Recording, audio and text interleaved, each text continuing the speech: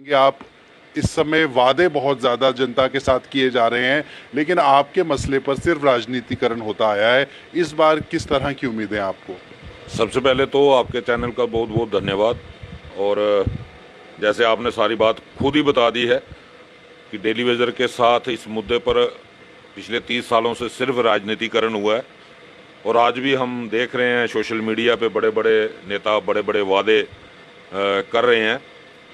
कोई कहता है कि हम पहली कैबिनेट में कर देंगे, कोई कहता है हमारी सरकार बनने के 10 दिन के अंदर डेली वेजर रेगुलाइज हो जाएगा, कोई कहता है कि हम ही इनको परमानेंट करेंगे, हमारी सरकार बनेगी हम परमानेंट करेंगे।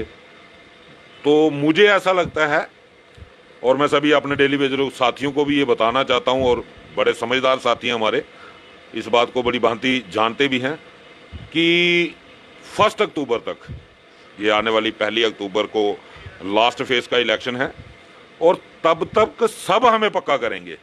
जितने भी नेता हैं, छोटे हैं बड़े हैं, जो आज़ाद उम्मीदवार भी लड़ रहे हैं वो भी वादे कर रहे हैं, तो 1 अक्टूबर तक सभी करेंगे। लेकिन 1 अक्टूबर के बाद जीतने वाले जीत जाएंगे, हारने वाले हार जाएंगे, और उसके साथ ही डेली वेजर का जो मुद्दा है वो भी ठंडे बस्ते में जाएगा। क्योंकि ये हमने पिछले 30 सालों से लगातार यही हाल देखा है। हर बार जब भी इलेक्शन होता था तो डेली वेजर का मुद्दा हाईलाइट हो जाता था, लेकिन जैसे ही इलेक्शन खत्म होता था तो उसके बाद डेली वेजर कौन और सत्ताधारी नेता कौन। बड़ी निराशाजनक बात है आप इस बात को लेकर कह रहे हैं, लेकिन कल जो है गृह मंत्री अमित शाह जम्मू कश्मीर आएंगे। बीजेपी अपना मैनिफेस्टो जम्मू कश्मीर को लेकर जो है उसे जनता के बीच लाएगी। आपको लगता है कि पीएचई डेली वेजेस का मुद्दा भी मैनिफेस्टो के बीच में मुख्य तौर पर रहेगा? अगर आप डीडीसी इलेक्शन का मैनिफेस्टो देखें बीजेपी का, तो उसमें भी ये मुद्दा था कि हमारे डीडीसी मेंबर जिता दो, उसके बाद डेली वेजर की रेगुलाइजेशन हो जाएगी।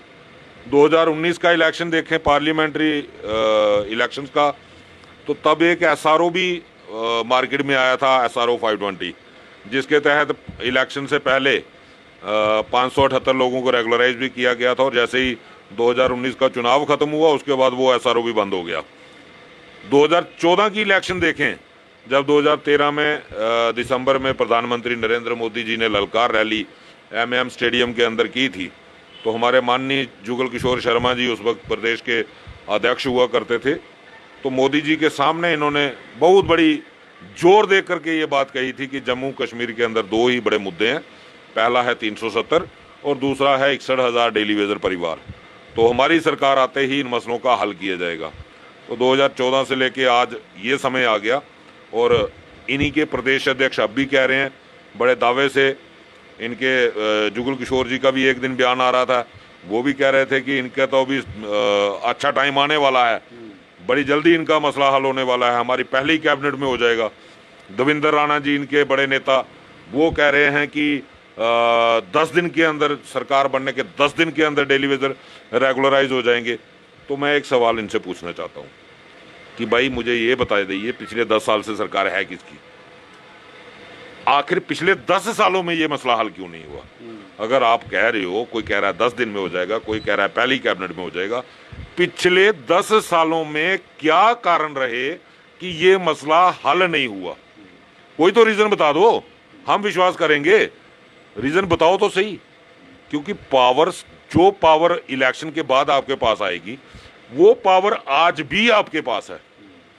आज क्यों नहीं इस मसले का आपने हल निकाला? लेकिन बीजेपी इस बात से नकारती भी नहीं है, क्योंकि खुद अगर हम बात करें, बीजेपी अध्यक्ष सुरेंद्र रैना बहुत बार मीडिया के सामने इस बात को कबूल चुके हैं कि इनका मसला बिल्कुल जेन्युइन है और इस पर कार्रवाई होगी। अब आपको क्या लगता है, क्या अड़चन है ये कार्रवाई नहीं हो पाती, रहते रहते रुक जाती है?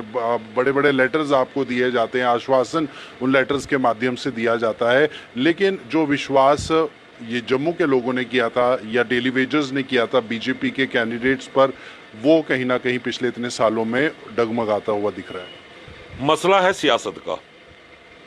सिर्फ राजनीतिक रोटियां सेकने के लिए इस मसले को इतना बड़ा बना दिया गया। ये कोई इतना बड़ा मसला नहीं था।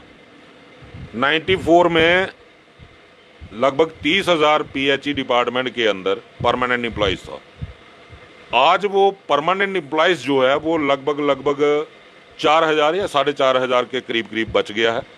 लगभग 25 से 26,000 एम्प्लॉयज जो है वो रिटायर हो चुका है। 94 से लेकर के जो इंफ्रास्ट्रक्चर था पीएचई डिपार्टमेंट का वो कम से कम 4 गुना ज़्यादा बढ़ चुका है। इट मीन्स के अगर उस वक्त 30,000 परमानेंट एम्प्लॉयज था तो आज 1,20,000 एम्प्लॉयज होना चाहिए था, जितना इनका स्ट्रक्चर एक्सटेंड हुआ है। लेकिन विडंबना देखिए कि 94 में जो 30,000 परमानेंट एम्प्लॉयज था आज वो 4,000 बच गया है, उसके बावजूद डेली वेजर को रेगुलराइज नहीं किया गया। स्ट्रक्चर चलाना है, सिस्टम को चलाना है, लेकिन डेली वेजर को उसका हक नहीं देना है। जब आपने डेली वेजर को उसका हक ही नहीं देना है तो आप बंद कर दो ना ये स्कीमें। और इसके साथ साथ आप 1885 स्कीमें नहीं लेके आ गए, 1785 जल जीवन मिशन के तहत, उनको कौन चलाएगा? जरूरत है, बिना जरूरत के किसी ने नहीं रखा पीएचई डेली वेजर को, और जब जरूरत है तो आप उसका मेंटाना देने में दिक्कत क्या है? इससे साफ दर्शाता है कि ये राजनीतिक मसला है। दूसरा, आपने बीजेपी का जिक्र किया, अरविंद रैना जी का जिक्र किया। एक सवाल मैंने पहले उठाया, दूसरा सवाल मेरा ये है, आपने देखा होगा बड़ी हाईलाइट हुआ था मीडिया में जब अरविंद रैना जी ने एक 5 मेंबर की कमेटी बनाई थी डेली वेजर के लिए। हर जगह कमेटी की मीटिंगें, शो ऑफ काफ़ी ज़्यादा हुआ। मुझे ये बताओ, यहाँ तक भी सुना था कि 2 बार वो कमेटी दिल्ली में भी गई है, एलजी साहब को भी रिपोर्ट सबमिट की है। वो अगर रिपोर्ट इन्होंने डेली वेजर के हक में कोई रिपोर्ट बनाई, केंद्र को भेजी, एलजी साहब को भेजी, तो वो पब्लिक डोमेन में क्यों नहीं आई? क्या वजह है उस रिपोर्ट को डेली वेजरों से क्यों छुपाया गया? अगर बीजेपी की मंशा है डेली वेजर को रेगुलराइज करने की, तो वो पब्लिक डोमेन में कम से कम बीजेपी का प्लान क्या है, बीजेपी किस तरीके से डेली वेजर को रेगुलाइजेशन देगी, मान लिया सरकार बनने के बाद ही, लेकिन किस तरीके से देगी, क्यों नहीं बताया गया? आपको लगता है कि साफ तरीके से पिक्चर को क्लियर नहीं किया जा रहा, बल्कि सिर्फ लीपापोती की जा रही? बिल्कुल गुमराह करने की सियासत चल रही है, सिर्फ गुमराह करने की। अगर इनकी मंशा क्लियर है, मैं बता देता हूं, ये अभी आप देखेंगे कि हफ्ते 10 दिन के अंदर पहला फेज से पहले ही ये क्लियर हो जाएगा कि बीजेपी के दिल में, बीजेपी की एजेंडे में डेली वेजर के लिए क्या है। अगर अभी अमित शाह जी का भी दौरा है, प्रधानमंत्री जी का भी दौरा है, अगर बीजेपी के एजेंडे में डेली वेजर का मसला होगा तो प्रधानमंत्री नरेंद्र मोदी जी और अमित शाह जी जरूर अपने मुंह से इस पे कोई ना कोई स्टेटमेंट जारी करेंगे। अगर उन 2 लोगों की तरफ से डेली वेजर के मुद्दे पे स्टेटमेंट नहीं आता तो इसका क्लियर मतलब होगा कि बीजेपी सिर्फ और सिर्फ लोगों को बेवकूफ बना रही है। बीजेपी फर्दर भी कुछ